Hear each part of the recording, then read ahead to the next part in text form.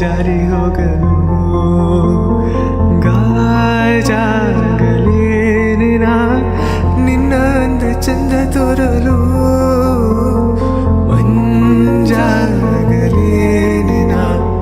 ನಿನ್ನ ಕೋಪ ತಂಪು ಮಾಡಲು ತೇರಾಗಲೇನಿನ ನಿನ್ನ ಹೊತ್ತುಕೊಂಡು ಹೋಗಲು